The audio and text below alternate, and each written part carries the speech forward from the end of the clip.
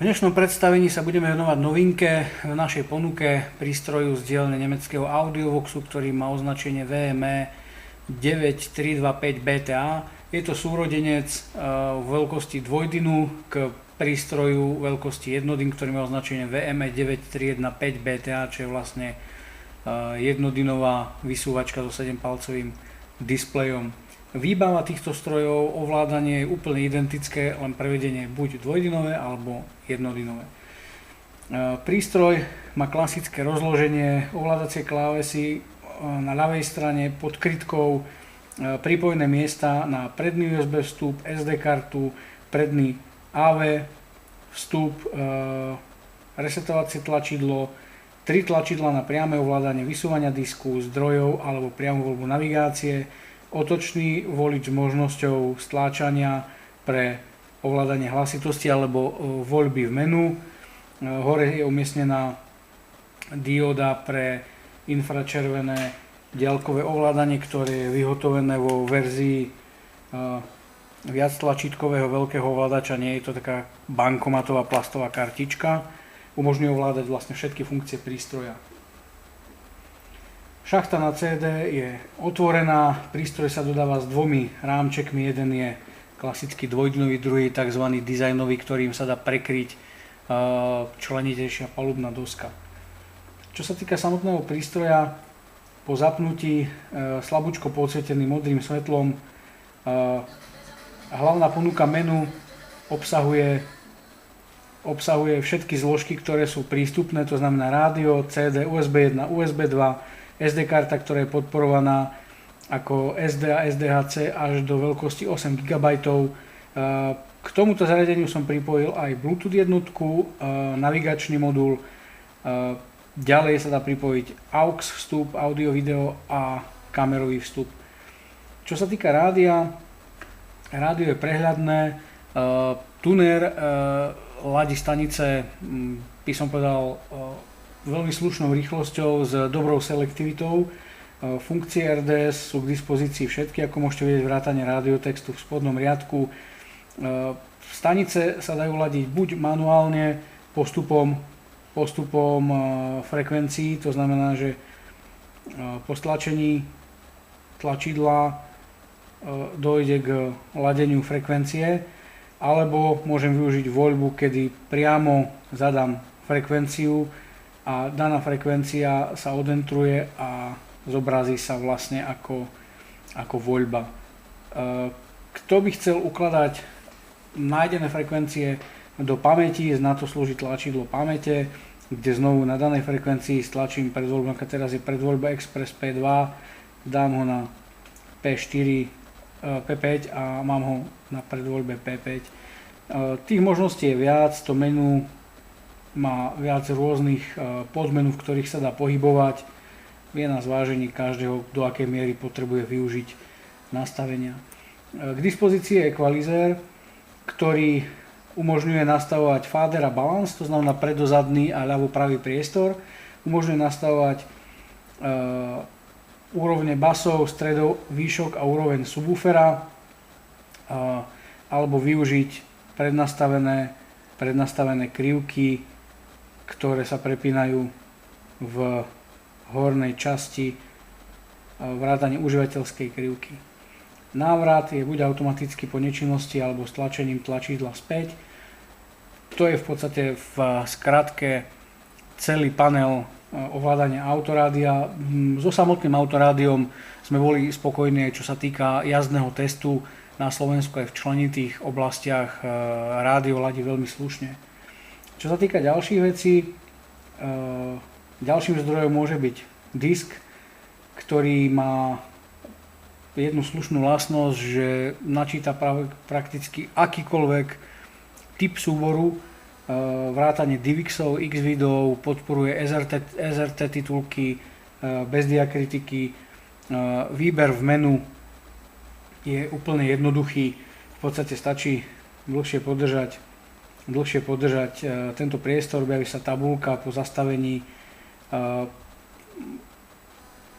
teda mám možnosť zastaviť to prehrávanie alebo mám možnosť ho pustiť.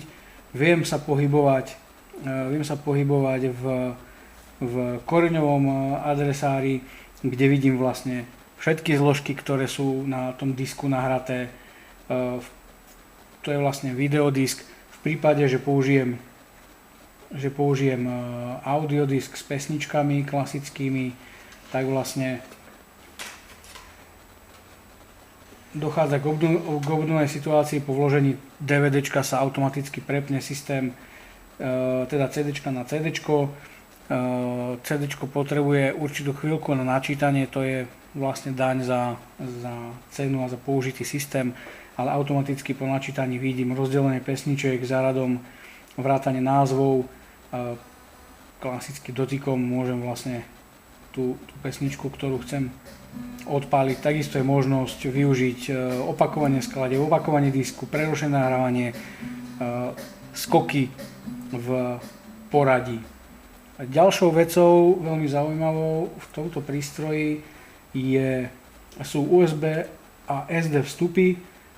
My sme v podstate testovali množstvo súborov uložených na všetkých médiách. Po vložení SD karty dojde takisto k načítavaniu a k zobrazeniu všetkých testovacích súborov. V podstate toto zariadenie prehrá zo všetkých typov médií, to znamená, je mu úplne jedno, či to je CD, DVD, alebo USB kľúč, alebo SD karta, alebo hard disk, alebo dokonca používali sme MP3 prehrávač ako USB úložisko po pripojení, prehráva absolútne bez problémov. Ukážeme si to v tomto alebo ešte v ďalšom videu. To znamená, vidím menu, v teste videa sme mali množstvo rôznych súborov, DivXov, MPEG 4, Xvideov, všetky sú prehrávané absolútne bez problémov a v veľmi slušnej kvalite a rýchlosti. Viem sa pohybovať v adresároch, viem sa pohybovať vo folderoch, v podstate nemám k prehrávaniu videa ako takého vôbec žiadne nejaké pripomienky. Ten istý súbor, ktorý viem prehrať z SD karty, viem prehrať z USB kľúča, z DVDčka alebo z akéhokoľvek iného média. Využívali sme dokonca aj USB čítačku na Compact Flash karty, takže systémovo bez problémov. Čo sa týka ešte zdrojov, viem pripojiť klasickým audio-video káblom iPod. Ten po pripojení je samozrejme aj nabíjaný. Veľmi pekne je vyriešený systém ovládania, aj keď je jednoduchší ako u prístrojov Alpine, na ktorý sme zvyknutí. Vidím, že zobrazí sa mi logo Audiovox, prístroj pripravený a mám menu hudobné, video alebo foto. V hudobnom menu vlastne si viem vyberať pesničky. Po odpálení pesničky v prípade, že je vybavená pesnička aj obrázkom, tak je zobrazený ten artwork.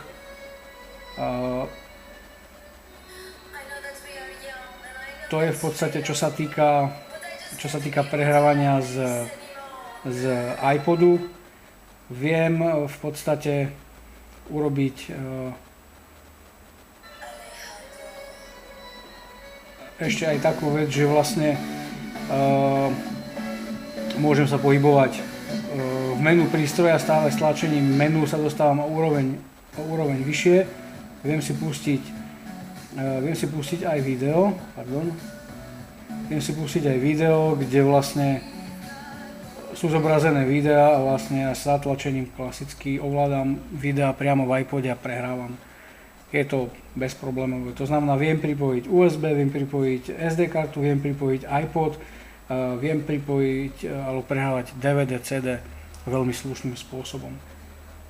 Ďalšia vec, ktorá je zaujímavá, je navigácia. Navigácia je založená na klasickom modeli iGo 8, slovenské menu, slovenský hlas navigácie plus mapy pre 45 krajín. Môžem vyhľadať adresu, pohybovať sa v histórii, kde mám adresu už zadanú. Tá adresa je zobrazená na mape, môžem si k nej zobraziť viacero informácií alebo prejsť priamo na mapu, ktorá je ovládaná klasickým spôsobom ako u ostatných navigácií. Tam nie je čo dodať, tá navigácia je spoľahlivá. myslím, že úplne v pohode. Dá sa meniť zobrazenie 2D, dá sa meniť zobrazenie 3D, v podstate to zobrazenie tak, ako každý je zvyknutý alebo ako ho každý potrebuje.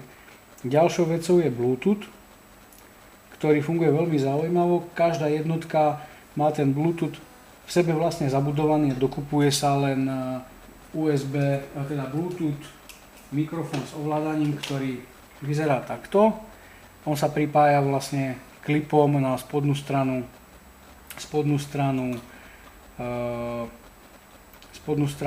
slnečnej clony a potom v tejto časti je mikrofón a tu je ovládacie tlačidlo. V našom teste úplne bez problémov, čo sa týka zvuku a kvality zvuku. Vidíte, ovládacie menu je štandardné na zmeškané hovory, prijaté hovory, volané čísla a prístup do telefónneho zoznamu, ktoré si zariadenie natiahne samé. Tlačidla na zdvihnutie, položenie hovoru, veľmi zaujímavé tlačidlo na rozpojenie párovania, ktoré sa dá využiť, keď nechcete, aby niekto, kto s vami cestuje v aute, počul, o čom sa zhovárate s dotyčným v telefóne, tak jednoduchým stlačením dojde k dočasnému rozpojeniu Bluetooth spojenia a potom následne aj k pripojeniu, to znamená, že nemusíte zadávať potom žiaden PIN. Celkovo, čo sa týka našej týždňovej skúsenosti s týmto prístrojom, môžem povedať, že milo prekvapil. Hovorím fintičky, ako je prehrávanie z tých MP3 prehrávačov takýmto spôsobom, že ja ho vlastne zastrčím, ten sa pustí ako USB kľúč a zariadenie ho vyhodnotí ako zdroj hudby a vlastne automaticky po načítaní z neho začne prehrávať hudobné súbory, tak to je vlastne taká záležitosť, ktorou nás viac menej prekvapil. Vidím, že už to mám načítané a môžem vlastne priamo v tom MP3 prehrávači sa pohybovať a dávať si pesničku, púšťať si pesničky. To preskakovanie v tom načítaní je spôsobené tým, že používam prepojovací kábel. Keď je to zariadenie pripojené napriamo, tak to načítavanie prebieha oveľa rýchlejšie. V podstate môžeme si to aj skúsiť, keď vyťahnem to zariadenie a zastrčím tam klasický USB kľúč, tak to načítanie toho zdroja je relatívne svižné. V podstate hneď začne prehrávať súbory, ktoré sú na tom USB disku alebo USB kľúči, to znamená, tam sú teraz testovacie obrázky plus testovacie video plus klasické MP3, to znamená